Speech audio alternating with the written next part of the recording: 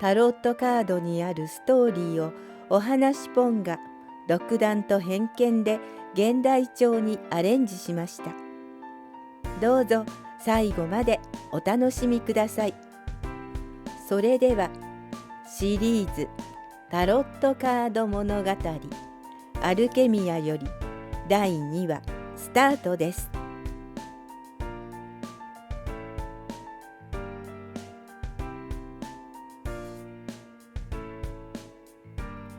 1、魔術師。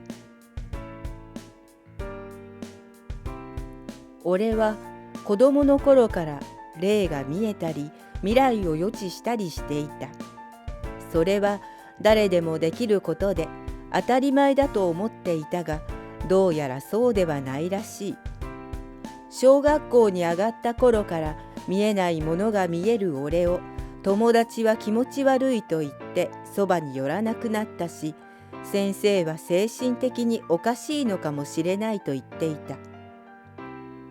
親は俺を信じてはくれたが、本当に信じていたのかどうかはわからない。ただ未来を予知したり霊が見えるなどと誰にでも言っていたら変な人扱いされるから黙っているようにとよく言われたものだ。親が言っていたことが確かだと分かったのは俺が中学に進学してからだった。未来が予知できるなら教えてくれと友達から言われ、友達の両親が離婚するという未来を教えた。それが見事に当たっていたらしく、それから半年と経たずに友達の両親は離婚した。それも母親の浮気が原因だった。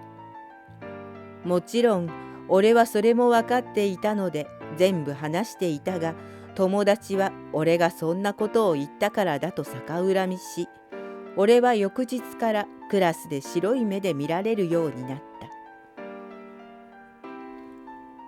本当のことを教えたのになんで自分がそんな仕打ちを受けないとならないのかと悲しく思えた。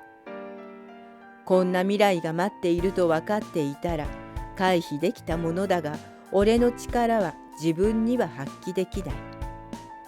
自分のこととなると何もわからないのだ。俺は誰も俺を知らない土地の高校へと進学した。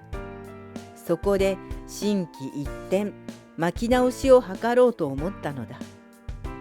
その計画は見事的中し、俺は自分の力を誰にも話さずに3年間を終えることができた。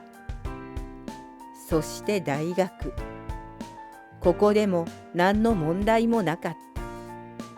俺はごく普通の青年として学生生活を終えることができたのだ。ところが、いざ社会に出てみると、見たくもないものがたくさん見える。それが霊であったり、人の心であったりする。霊ならばそ知らぬ顔をして通過すれば済む。ついてきたとしても徹底して無視していればそれでやり過ごせる。だが人の心についてはそうはいかない。聞きたくない心の声が俺の中に流れ込んでくるのだ。結局俺は社会で生きていくことを断念せざるを得なくなった。醜い人の心を聞きながら生きていくなんて俺が壊れると思ったからだ。ならば何をしたらいいのか。さすがに働かずにいられるほど金があるわけではない。親は仕事を辞めてどうするのかと散々心配していたが、俺はそれについて答えることができなかった。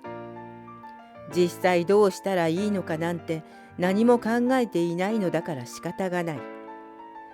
会社を辞めて半年ほどは親の小言を聞き流しながら悶々と日々を過ごしていた。ところが転機というのは突然にやってくるらしく、毎日のように開いていたパソコンに一通のメールが届いていた。知らないアドレスからの通知にウイルスだったらという不安もあったが、俺は興味本位でメールを開いてみた。すると女性からのメールであることが分かった。そして内容は、とても困ったことが起こっているから助けてほしいと。俺はすぐにメールを送り返した。どうして俺に助けを求めるのか、俺のことをどこで知ったのか、助けるとはどういうことなのか。もしかしたら新手の詐欺かもしれない。そんな疑いがないはずはなかった。ところが相手からの返事は案外早く、しかも長文が返ってきた。どうやら俺のことは中学校のクラスメートから聞いたらしく、俺の力のことも知っていた。悩みの内容までは書かれていなかったが、とても苦しい状況であることは確かのようだ。助けるというのは助言が欲しいということらしく、魔術を使う俺ならば何とかなるのではないかというのだ。これにはさすがに苦笑した。どこでそうなったのか、俺は魔術師として異名を馳せているらしい。しかし魔術なんて使ったことはなく、魔術師であるはずもない。俺はそれをメールに書き、それでもよければ相談に乗ると返信した。するとまたしてもすぐに返事が戻ってきたので、俺は駅前のファミレスで会う約束をした。これが中学校時代のクラスメートのいたずらであったとしても、どうせ暇なのだからいいだろうという軽い気持ちだった。約束の時間となり、俺はファミレスへと出向いた。ファミレスにはあまり客はいない。そういう時間ということもあり、閑散としていた。俺は店内を見回した。すると、じっと俺の方に視線を投げてくる女性と目が合った。すぐにあの人がメールの人かと分かり、俺は彼女の方へ歩みを進めた。相手の女性は疲れ切っているようで、薄化粧を施した顔に深くシワが刻まれていた。年齢的には30代半ばといったところだろう。これで悩みが解決して日常生活を取り戻すことができたら、きっと美しく輝ける人だと思った。逆に言えば、それほどまでの悩みとは一体どういうものなのか。俺たちはお互いの名を名乗り、軽く挨拶を交わした。彼女は小さな声で、突然申し訳ありませんと節目がちに言った。俺はまず彼女に怪しい霊がついていないかを確認すると、どんな悩みなのかと聞いてみた。だが彼女は悩みについては深くは言えないようで、軽く交際中の男性のことだと言った。その先は言葉にならないようで、じっとテーブルに視線を落としたままだ。相手が何を求め、どんな悩みを抱えているのか、ある程度は読み取ることはできる。しかし話していいものかどうか、俺が中学時代の苦しい経験を思い出していたとき、彼女が意を決したように話し出した。内容はちゃんとは言えないんですが、どうしたらいいのか教えてほしいんです。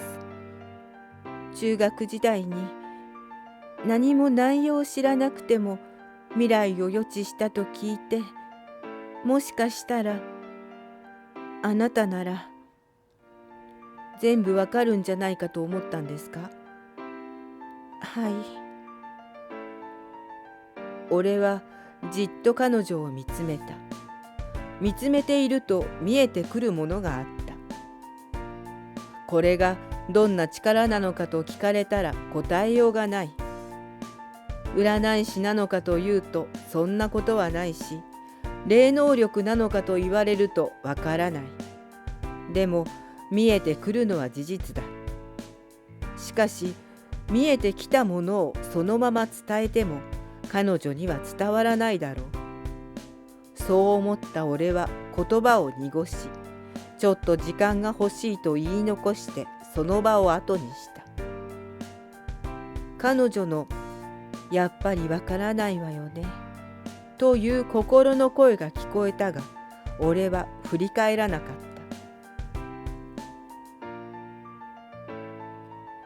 家に戻った俺はベッドに横になり、彼女の持っている悩みについて考えていた。それは彼女の心の中だ。そしてこのまま行った先の未来、あってはならない未来が見えた。どう言ったら分かってくれるのか。いや、どう言っても分かることはなさそうな気がする。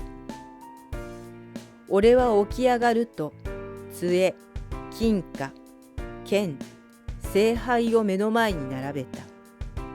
これで四大精霊を操ることができるとされているのだ。それが本当かどうかはわからないけどね。俺は頭に浮かんできた言葉を口にすると、じっと目を閉じた。浮かんできたのは見えていたものと同じで、彼女がこれから何かことをなそうとしていること。しかしそれをして果たして成功するのかどうか悩んでいる。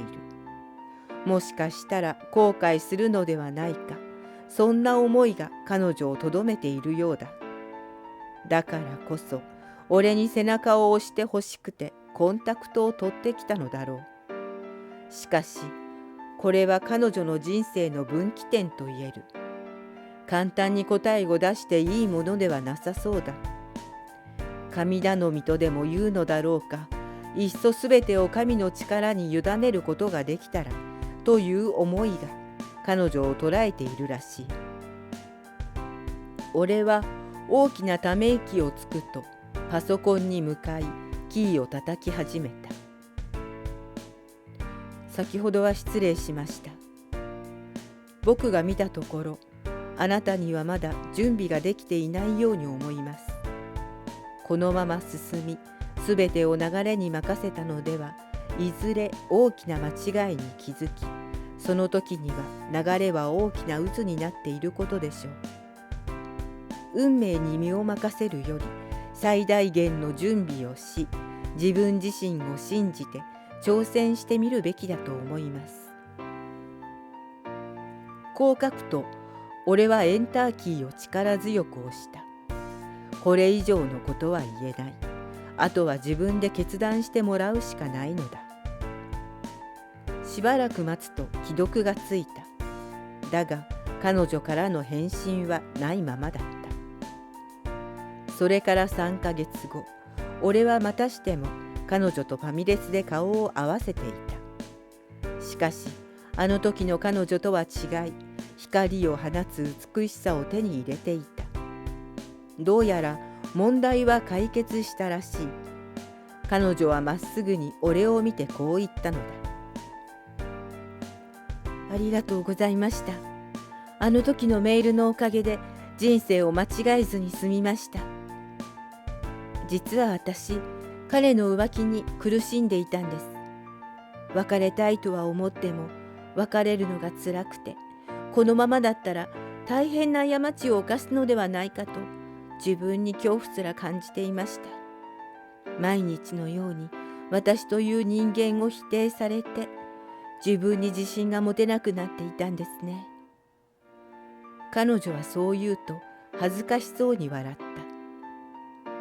でもあのメールのおかげで運命に流されるのではなく、自分でまずは準備をして進もうって思いました。おかげで今は自信を取り戻せて、やりたかった勉強も始めたんです。まだどうなるかはわからないけど、きっとやり遂げてみせるって思いが湧いてきました。本当にありがとうございました。そう言った彼女はすべての迷いを捨てているようだった。ありがとうと笑う彼女に、俺は心底安堵し、俺の力が一人の人を救ったことを知った。このことがきっかけとなり、俺は占い師としてデビューした。さすがに魔術師とは言えないので占いってことにしたけど、いまだに自分が一体何なのかは分かっていない。それでも口コミで俺の噂は広がり、今も俺の店の前には行列ができている。この行列の何人を救うことができるのかはわからないが、それでも俺は悩んでいる人たちに助言を言い続けるだろう。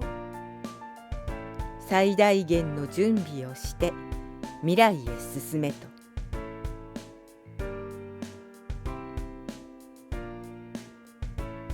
いかがでしたか？タロットカードの2枚目は1番の魔術師で、思っているだけでは何も形にできない準備をして始めることを意味しています。現代調ということで魔術師を占い師に転じて物語にしました。面白かったと思ったらチャンネル登録とグッドボタンをお願いします。それでは次のお話でまたお会いしましょう。